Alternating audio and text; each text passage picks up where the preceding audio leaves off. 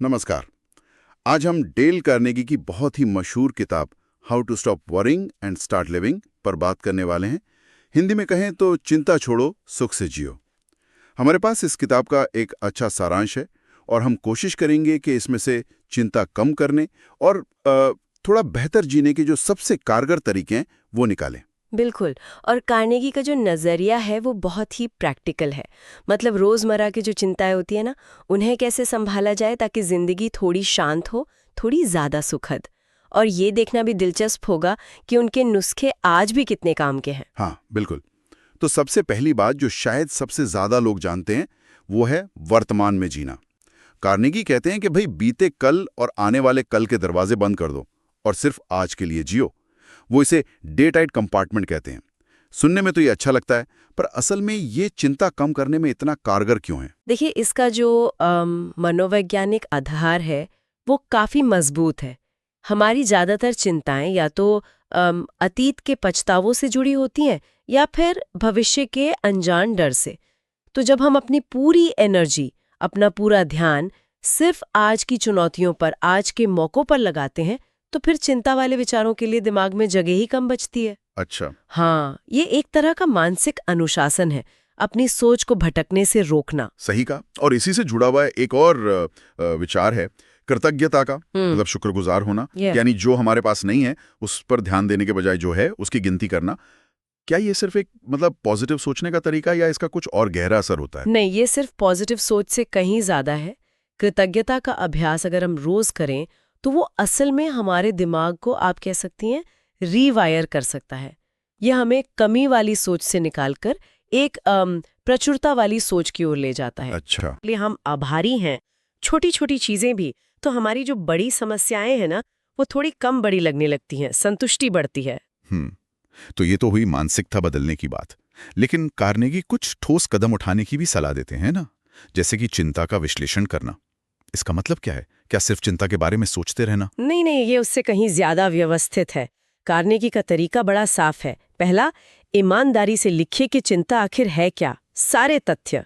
दूसरा, उन तथ्यों का विश्लेषण कीजिए।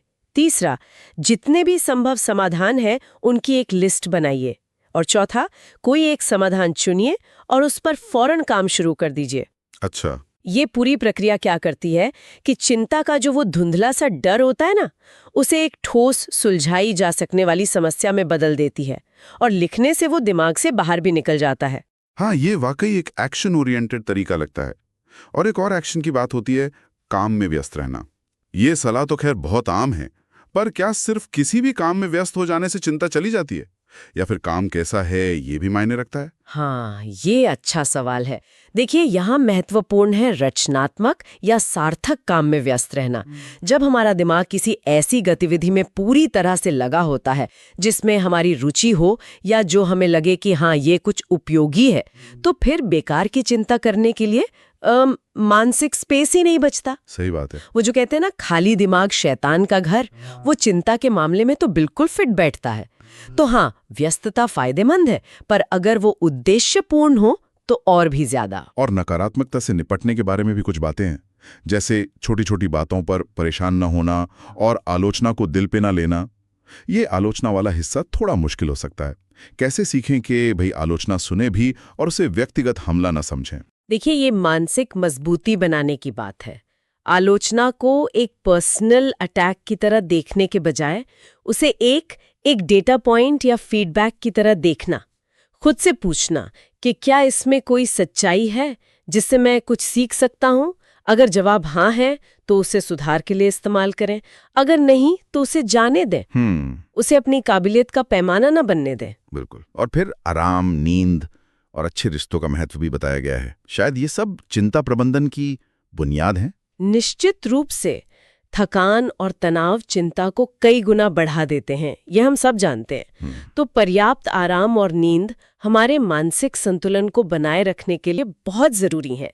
और इसी तरह मजबूत सामाजिक रिश्ते, लोगों से जुड़ाव और माफ कर देने की क्षमता, ये हमें भावनात्मक बोझ से मुक्त करती हैं, जो अक्सर चिंता का एक बड़ा कारण होता है। तो कुल मिला के अगर सार देखें तो कार्नेगी का संदेश काफी सीधा और स्पष्ट है।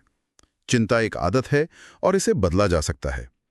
वर्तमान पर ध्यान लगाकर, शुक्रगुजार होकर, समस्याओं का ठीक से विश्लेषण करके और सक्रिय रहकर हम अपनी मानसिक ऊर्जा को चिंता में बर्बाद होने से बचा सकते हैं।